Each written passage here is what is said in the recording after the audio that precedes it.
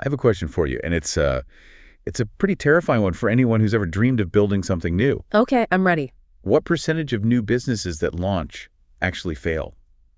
The numbers are they're astronomical. You're consistently looking at around 70, maybe 80% failing within the first few years. It's a staggering rate. It really is. And for decades, the story we told ourselves about the ones that did succeed was, well, it was a myth. It was a total mythology. The story of the lone genius, toiling away in secret in a garage, who then launches this perfect, fully formed product, the rocket ship, and then boom, an overnight success. Right, the magical accident. Exactly. And we know now that story is almost entirely fictional, but it's still the default mental model for so many entrepreneurs. And that rocket launch analogy is so incredibly dangerous.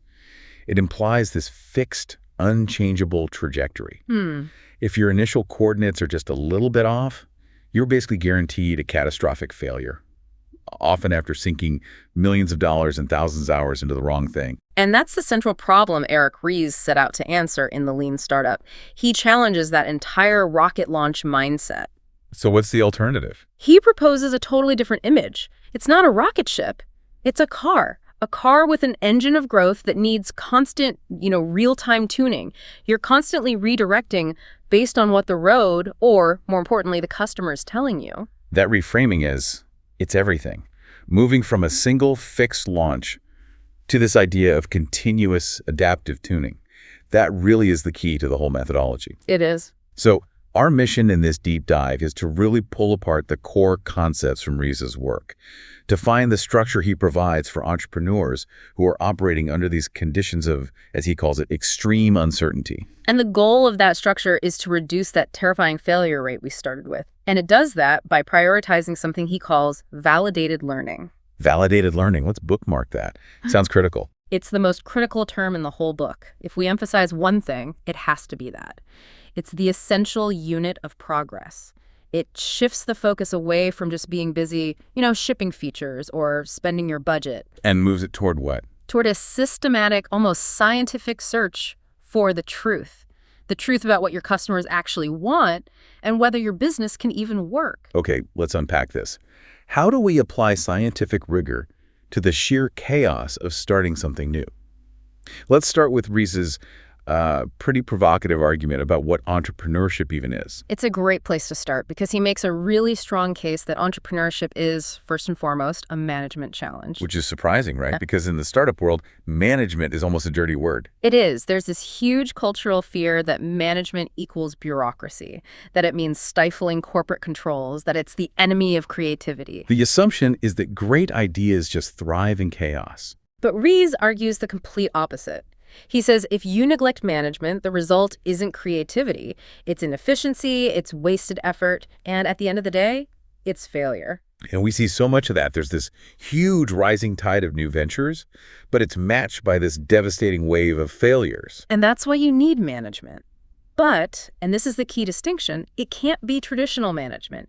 That kind of management is built for efficiency when you have certainty. When you know what you're building and who you're building it for. Exactly. What you need is entrepreneurial management, which is designed specifically to harness opportunities under conditions of extreme uncertainty. To really get this, though, we have to look at where the idea came from. The lean startup concept is pulled directly from lean manufacturing, right? Straight from the Toyota production system. Toyota was obsessed with efficiency and waste reduction in the physical production of cars. Minimizing inventory, reducing defects, all of that. Right. And Ries brilliantly adapts those principles for the innovation age. He says that in a startup, the focus isn't just on reducing waste in production. It's about eliminating waste in learning. So if you're building features that nobody wants, that is waste. If you're building something that doesn't help you validate your core assumptions about the business, that is the biggest form of waste there is. But doesn't that create a conflict? Mm-hmm. I mean, traditional managers track time spent, resources used, features shipped. If you shift the focus to learning, how do you even prove you're making progress? You need a new definition of progress. We'll get to that with something called innovation accounting. But Ries is very clear that traditional metrics are worse than insufficient. They actually reward you for executing perfectly on a plan that might be leading you straight off a cliff. What I really love about this framework is how broad the definition is of who can use it. Yeah. He defines an entrepreneur as anyone trying to create a new product or service under extreme uncertainty. That includes managers in huge corporations, right? The entrepreneurs. It absolutely does, because he recognizes that the fundamental challenge testing a big hypothesis when you don't know the answer is exactly the same, whether you're two people in a garage or a team inside a Fortune 500 company. He defines a startup as a human institution. That word institution is so important. It signals that even in the earliest days, you need structures and processes to support learning. It's not just about one brilliant person's effort. We have a perfect example of this in practice. Intuit, the company behind TurboTax, used these ideas to create SnapTax. Right. Intuit is this massive established company. And in 2009, they launched SnapTax, a mobile service where you could file a simple tax return just by taking a picture of your W-2. Which was a huge success, but it didn't come from their normal process. Not at all. Intuit's founder, Scott Cook, had seen so many product launches fail after following the traditional corporate playbook. Extensive planning, big budgets, multi-year timelines. Only to find out the customer didn't care. Precisely.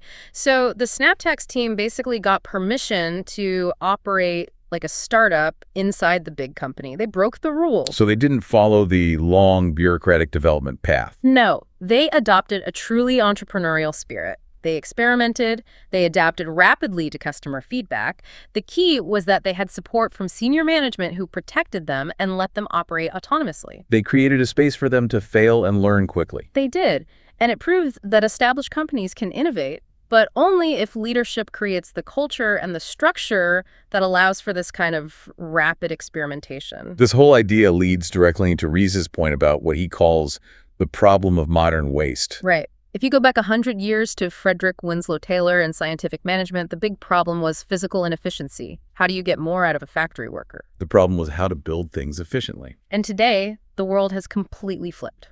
We have an overcapacity for production. We can build almost any piece of software or any product we can imagine cheaply and efficiently. So the challenge now isn't the doing of the work. It's the deciding what work to do. That's where the modern waste is. Ries calls so much of what happens in companies efficiency theater. I love that term. It's perfect, isn't it? Everyone looks incredibly busy, calendars are packed, they're hitting all their internal goals. But all that effort is aimed at the wrong objective because it's all based on untested assumptions. They're efficiently building something nobody wants. Exactly. So the whole lean startup mindset is that this kind of waste is preventable, not through better factory processes, but through scientific testing. We need a system that forces us to learn before we build at scale. Which sets the stage perfectly for the core mechanism of the entire book. And that solution, that core mechanism, is the build, measure, learn feedback loop, or BML. Build, measure, learn. This simple, iterative cycle is what imposes that scientific discipline. It forces agile decision-making and allows entrepreneurs to figure out very quickly whether they need to pivot, which means change strategy, or persevere on their current path. What I love about it is the sheer speed. It mandates that you adapt quickly and that you measure your productivity only in terms of learning outcomes, not lines of code. Right. It's a continuous cycle that's trying to balance two things: serving your current customers while also constantly innovating for the future. And this brings us right back to that term you flagged earlier, validated learning. This is the true measure of progress for a startup. It's the essential metric. It's an empirical approach to prove that your core ideas about value and growth are real, based on actual, measurable customer behavior. I think we need to really dig in here, because this concept fights against the biggest psychological trap for any founder. Which is? The feeling of just being busy. Founders confuse execution with progress all the time. Oh, constantly. They can hit every internal deadline, stay under budget, ship a beautiful, polished product, but if customers don't want it, all of that perfect execution was just waste. It was, as Ries says, successful execution leading nowhere. That's the trap. Traditional metrics actually reward you for sticking to the plan, even if the plan is wrong. Validated learning forces you to confront the brutal reality of the market. Let's use an example from Ries's own experience. His company, IMVU, made a huge mistake early on that really illustrates this. Yeah, this is a classic story of the high cost of delayed learning. What was their big leap of faith assumption at the very beginning? So the IMVU team initially assumed they were building an add-on for existing instant messaging networks like AIM or MSN. Okay, so they thought people would use their 3D avatars to talk to their existing friends. Exactly. They thought their value was just enriching existing conversations. So they spent months and a lot of money building these complex integrations, all based on that one big assumption. And they were just shipping code thinking that was progress. And what happened when they finally launched? It was a dud. The uptake was minimal. And it forced them to finally do what they should have done from day one. Which is what Ries calls genchi gembutsu. Go and see for yourself. Get out of the building. They actually started talking to their few users, observing how they use the product, and they discovered their core assumption was completely wrong. So what did the customers actually want? They weren't looking for a better way to talk to their existing friends. They were looking for a standalone platform to meet new people. They wanted to use the avatars for interaction and, most importantly, for discovery. That is a fundamental shift. It's moving from being a communication tool to a social discovery platform. A massive shift. And that single piece of learning prompted a huge adaptation. They built a feature called Chat Now that connected random users, and they saw immediate, measurable traction. But think of all the time and money they wasted building the wrong product based on that first untested belief. That's the lesson. The goal of the build, measure, learn loop is to catch that kind of mistake on day one, not 9 months down the line. So you're moving away from alchemy, from just doing things to see what happens, and you're moving toward science, through systematic experimentation. That's the framework exactly. Every startup endeavor has to be treated as a systematic experiment. And an experiment has to start with a clear, falsifiable hypothesis, a testable prediction. And every single business starts with a couple of these huge, crucial assumptions, these leaps of faith that need to be tested immediately. Right. And we can basically categorize them into two core hypotheses that underpin any business model. What's the first one? First is the value hypothesis. Does this product actually provide real value? If a customer uses it, is their life measurably better? Will they pay for it? Will they tell their friends? And a second. The growth hypothesis. How will new customers find out about this? Is the growth mechanism based on virality? Is it paid advertising? Is it exceptional customer retention? These have to be tested before you pour serious resources in. And to test them, you have to get out of the building. You have to practice genchi gembutsu. It cannot be overstated. You can't just rely on market research reports or what you think in the conference room. You have to go gain that firsthand knowledge by engaging directly with potential customers. There's a fantastic example of this kind of low-cost systematic testing in the origin story of Zappos. Oh, it's the perfect example. Before they built any of the massive infrastructure we know today, they had to test the single riskiest hypothesis in their whole business model. Which was, will people actually buy shoes online, sight unseen? At the time, that was considered highly unlikely. So instead of investing millions in a warehouse, inventory, and logistics, the founder, Nick Swinmurn, did the simplest thing possible. He ran a manual experiment, a concierge MVP. Exactly. He literally walked into local shoe stores, asked if he could take pictures of their shoes, and then he posted those photos on a very basic website. So when an order came in, he didn't ship from a warehouse. He walked back to that retail store, bought the shoes at full price, and then shipped them to the customer himself. That's amazing. He was losing money on every single sale. Yes. But profitability wasn't the goal. Learning was the goal. That's the key. That simple manual process gave him incredibly rich, quantifiable data. He learned about consumer willingness to pay, what return rates looked like, which styles were popular, all insights that no focus group could have ever provided. He proved the demand was real before he built the machine to serve it. And this brings us straight to the workhorse of the BML loop, the minimum viable product, or MVP. The MVP is probably the most misunderstood term in the entire lean startup vocabulary. People hear minimum and they think buggy or incomplete. Right. They see it as just a product with a bunch of features missing, but that's not Ray's definition at all. So what is it? The MVP is the version of a new product that allows a team to start the process of learning as quickly as possible. Its job is to test the fundamental business hypotheses, the value and growth hypotheses, not just to test functionality. Let's clarify that for everyone. How is a true MVP different from, say, a minimum marketable feature, an MMF? That's a great distinction. An MMF is the smallest set of features you can release that a customer will actually pay for. An MVP, on the other hand, might have 0 features. It might have 0 code. Sometimes the customer doesn't even know it's there. Its only purpose is to test the hypothesis. That is its only purpose. Any work, any line of code you write beyond what is absolutely required to start that learning process is, by definition, a waste. That's why perfectionism is the enemy here. Early adopters will forgive rough edges if you're solving a real problem for them. We've got two incredible examples that show the range of what an MVP can be. Let's start with Dropbox. Okay, so Dropbox's core technology, that seamless file sync, was incredibly complex. It was a huge technical challenge. The founders knew it would take a massive amount of time to actually build the finished software. So they chose a different kind of MVP, a technological workaround. They did. They created a simple 3-minute video. That's it. A video that demonstrated the concept, showed what the user interface would look like, and how seamless the functionality would be. Just a video. It's just a video.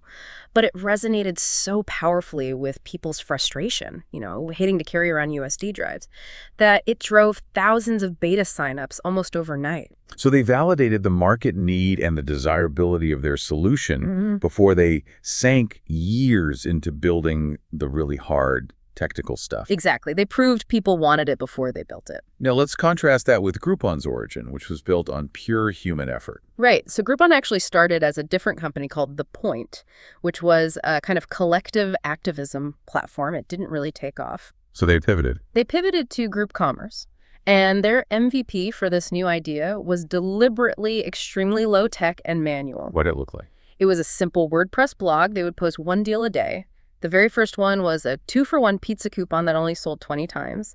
And the fulfillment was all done by hand. Staff would literally create and email out handmade PDF coupons. That sounds incredibly inefficient. It was. But it didn't require a single software engineer to build a complex e-commerce platform. It allowed them to immediately start the build, measure, learn loop. They started learning about merchants, about user behavior, about logistics, long before they wrote any serious code. The principle is crystal clear.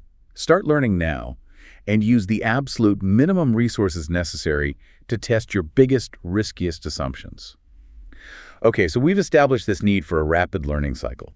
But the big question that's hanging out there is, how do you actually measure that learning in a way that isn't just, vanity? And that's where innovation accounting comes in. It's the necessary discipline for the build, measure, learn loop. Because standard financial accounting just doesn't work for a startup. It's completely unsuitable. Standard accounting relies on historical data, on predictable forecasts, profit and loss statements. If you apply those traditional metrics to a startup, every single one looks like a complete disaster. Until, suddenly, it doesn't. And that mismatch creates a huge risk, right? Yeah. What Ries calls the myth of perseverance. Yes. Founders who rely on traditional metrics can just ignore all the negative signals from customers. They can keep pushing an idea that isn't working because their internal budget reports look fine, and eventually they just drive the company into the ground. So innovation accounting is the antidote to that. It is. It creates this disciplined, quantitative structure around the uncertainty. It forces you to turn those big assumptions, those leaps of faith, into a measurable, quantitative model that you can be held accountable to. And it's structured around 3 very specific learning milestones. Right, which gives you clear accountability even in the middle of all that chaos. So what's milestone 1? Milestone 1 is establish the baseline. You use your MVP to get your first batch of real-world data.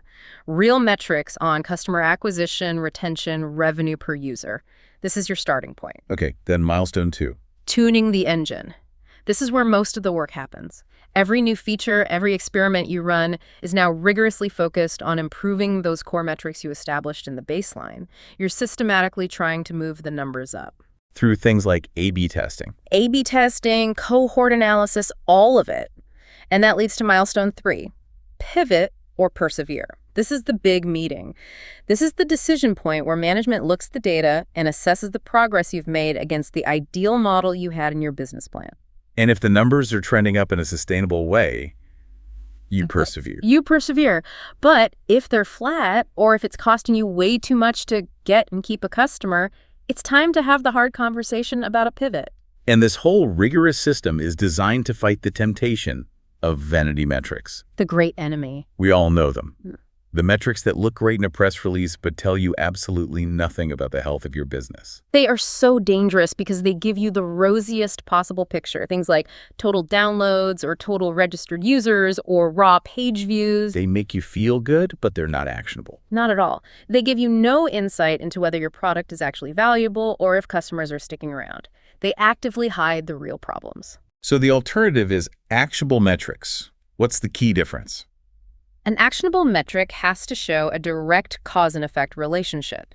It has to help your team understand exactly which actions they took led to a specific change in customer behavior. Ries has a great rule of thumb for this, the 3 A's. Right. Good metrics have to be actionable, meaning they lead to clear next steps. They have to be accessible, meaning the whole team can understand them without a statistics degree. And they have to be auditable, meaning everyone trusts where the data is coming from. What are the best tools for generating these kinds of actionable metrics? 2 really stand out: cohort analysis and split testing.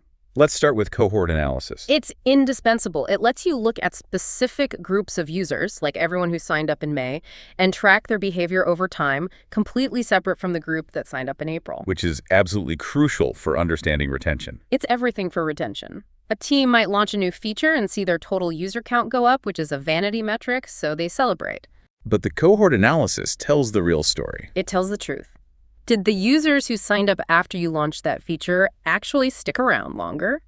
Or did their retention rates stay flat or even go down? You might find your new cohorts are churning at 90%, which tells you your product is fundamentally broken for new users, even while your total user number is growing. And then there's split testing, or A/B testing. This is just classic scientific method. It lets you rigorously test whether a single change, a new feature, a different headline makes a statistically significant impact on a core metric. There's a great example from a company called Grocket. Yes, an educational platform. They use split testing for everything. They tested all these features that they and the industry just assumed were essential. And they found out a lot of them weren't. They found many were unnecessary or even made the product worse in their specific context. So they used the data to just eliminate ineffective features. They simplified the product and saved themselves a ton of development waste. And these tools, they force you to confront hard truths.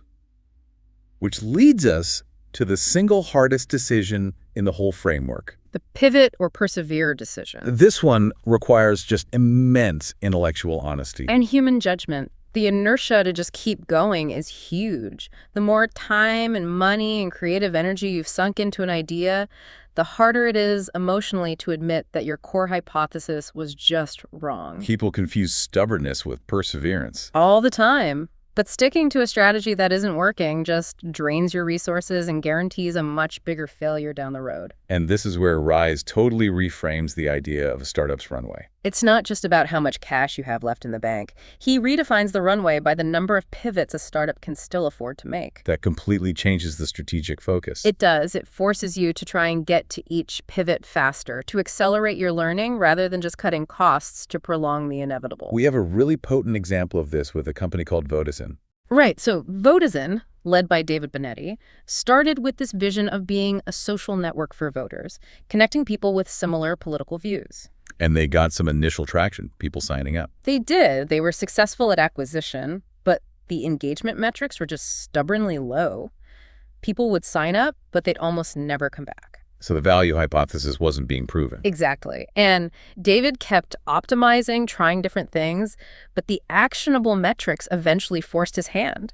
He had to make a fundamental change. He executed a massive customer segment pivot. A huge one.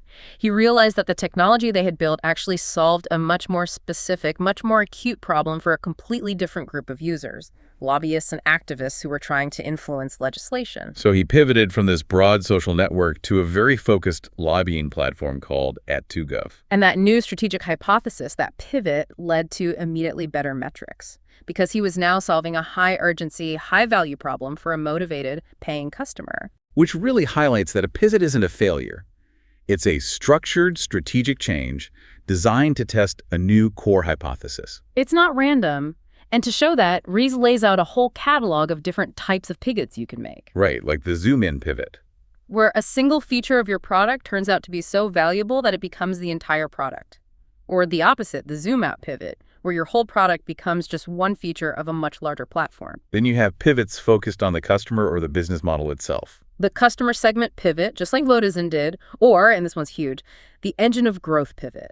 Where you fundamentally change how you acquire customers. You might shift from relying on word of mouth and retention to a paid acquisition model because the economics make sense. It's a massive strategic change. And finally, a technology pivot where you use new tech to solve the same problem better or cheaper. The whole catalog just shows that even when you're changing course, it's still a rigorous strategic discipline. It's not chaos. So once a startup has successfully navigated that BML loop, once they found a strategy that works, the focus has to shift. It shifts to efficiency in execution and scaling. And this brings us right back to the roots in lean manufacturing, specifically to the idea of small batches. Right. The core idea is that you have to embrace small batches, or what's sometimes called single-piece flow, because it dramatically accelerates your speed of learning and helps you find quality problems much, much sooner. It reduces that potential for massive waste and rework down the line. Ries uses a really simple analogy. Imagine you have to stuff 5,000 envelopes. Right. You can do it in a large batch. Print all 5,000 letters, then fold all 5,000 letters, then stuff all 5,000 envelopes. Or you can do single-piece flow.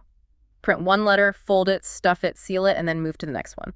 The large batch method feels more efficient, but it's not. Because if you find a typo halfway through folding, you've got 2,500 pieces of waste you have to fix. With single-piece flow, you'd find the typo on the very first envelope. The feedback loop is immediate. It's immediate. And applied to software, this means continuous deployment. IMVU, for example, moved to a system where they were making multiple small changes every single day and getting instant feedback from users. That ability to learn faster than your competition is the ultimate advantage. And this efficiency is what you need to fuel sustainable expansion, which risk breaks down into the three engines of growth. Right. And he argues that real, sustainable growth doesn't come just from finding new customers. It comes from the actions of your past customers. Through word of mouth, paid ads, or just repeat use. Let's break them down, because understanding which engine you're using tells you exactly which metrics you need to be obsessed with. Okay, what's the first engine? The sticky engine. Yeah. Here, the entire game is about customer retention. Your growth only happens if the rate of new customers you're acquiring is higher than your churn rate, the rate at which customers are leaving. It's the leaky bucket problem. It's the classic leaky bucket. If your churn is high, it doesn't matter how many new customers you pour in the top, you'll never grow. So you have to focus on features that create loyalty and high switching costs. Okay, engine number two. The viral engine. This is that explosive, exponential growth that's driven by users referring other users. And it's measured by the viral coefficient. The viral coefficient, or K-factor, it's the number of new customers that each existing customer brings in. For this engine to work, for it to be self-sustaining, that coefficient has to be greater than 1.0. If it's 0.8, you're actually shrinking over time without new input. You're in a death spiral. If it's 1.5, you have organic, explosive growth. But it's really hard to achieve because the product itself has to be inherently shareable. And a third engine. The paid engine. Okay. This one is pure math. Your growth is determined entirely by the relationship between your customer lifetime value, or LTV, and your customer acquisition cost, CAC. You have to make way more money from a customer than it costs you to acquire them. Right. So you grow by either increasing the LTV or decreasing the CAC. This engine only works if there's a big, healthy margin between those two numbers. And the really critical point here is that startups need to focus on tuning one engine at a time. If you try to improve stickiness and virality and paid marketing all at once, you just spread your efforts too thin and you have no idea what's actually working. And Ries warns that all these engines eventually run out of gas. They do. You saturate a market or the competitive dynamics change, which is why the organization itself has to be built to be adaptive, not just the product. So how do you build an organization that can move that fast without things breaking? Speed can often kill quality. It can. And that's where the 5 whys method comes in. Ries calls it a built-in speed regulator. How does it work? It's a systematic technique for finding the root cause of a problem. When something goes wrong, a server crashes, a bad bug gets released, you ask why 5 times or as many times as it takes to get to the real systemic issue. Let's walk through an example. Say a bug was released that lost some customer data. Okay. First, why? Why did we lose customer data? Answer: because a deployment script failed. Okay. Second, why? Why did the script fail? Answer: because it couldn't connect to the new database. Third, why? Why couldn't it connect? Answer: Because the database credentials were changed and not updated in the script. Fourth, why? Why weren't they updated in the script? Answer: because the engineer who made the change didn't know that script existed and needed the new credentials. Fifth and final, why? Why didn't they know? Because there's no standardized automated system that checks for these dependencies before deployment. Exactly. You've gotten to the root cause. And the genius of this method is that it avoids what Ries calls the curse of the 5 blames. Where you just find a person to blame for the mistake. Right. You don't blame the engineer. You realize the problem is systemic. It's a process failure that made it easy for anyone to make that mistake. And the solution isn't to punish someone. It's to make an incremental investment build that automated system to fix the root cause so it can never happen again. It lets you maintain speed without sacrificing quality over the long run. So finally, let's bring this all back to those large organizations. Yeah. How does a company like Intuit institutionalize this process? Ries argues that big companies have to adopt portfolio thinking. They need to manage their existing profitable businesses while also creating a protected space for exploring new, uncertain ones. And the innovation teams inside these companies need 3 specific things to succeed. First, they need scarce but secure resources. The funding needs to be tight to enforce discipline, but it also needs to be secure, protected from being cut just because it missed some arbitrary quarterly target. Second, they need independent development authority. They have to have the autonomy to run the BML loop quickly without getting bogged down in layers of middle management approval for every little experiment. And third, a personal stake in the outcome. They need to be motivated. Whether it's through bonuses, recognition, or some kind of internal equity, they need to be invested in the outcome. And to manage the risk this creates for the parent company, they set up what he calls an innovation sandbox. This is a controlled environment. It has very clear rules and metrics. It protects the parent company's brand and existing customers while giving the innovation team the freedom to experiment, to fail safely, and to learn. So the sandbox might say, you can experiment, but you can't spend more than X on customer acquisition, and you can't use the main corporate brand. Precisely. This structure makes entrepreneurship a real, viable career path inside a large, established company. Wow, this has been an absolutely indispensable deep dive into Eric Ries and the lean startup. It's such a foundational text. It really is. And the core message that just keeps coming through is that entrepreneurship doesn't have to be this mystical art. It can be a rigorous, scientific, management-based framework for navigating uncertainty. It's all about enforcing that continuous learning, that validated learning through the BML loop, using innovation accounting to measure it properly, and then having the strategic flexibility and courage to pivot when the data tells you to. The goal is just so simple, but so revolutionary. Yeah. Stop wasting people's time building things that nobody actually wants. And it's important to remember this isn't just a theory in a book anymore. It's a global movement. There's a whole ecosystem around it, including essential reading like Steve Blank's The 4 Steps to the Epiphany, which really sets the stage for all of this.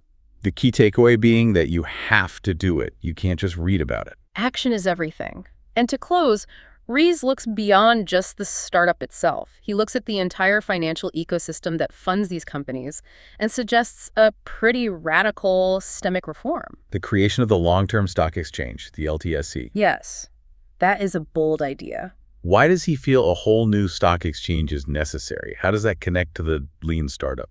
Well, Ries observed that the overwhelming pressure from Wall Street for short-term quarterly earnings reports is fundamentally at odds with the principles of validated learning. That pressure forces bad decisions. It forces companies to prematurely declare victory. It forces them to chase vanity metrics to make the quarter look good. It forces them to persevere when a painful but necessary pivot is the right long-term move. The LTSE would be structured to reward long-term growth and sustained innovation over those immediate shareholder returns. Which leaves a really critical question for you, the listener, to mull over. If validated learning requires patience and honesty and a willingness to accept short-term failure for long-term clarity, how much of that terrifying startup failure rate we started with is actually caused not by bad ideas, but by a financial ecosystem that rewards fast, often unsustainable, execution over patient, systematic learning? That constant pressure to show immediate gains might just be the ultimate enemy of the build, measure, learn cycle.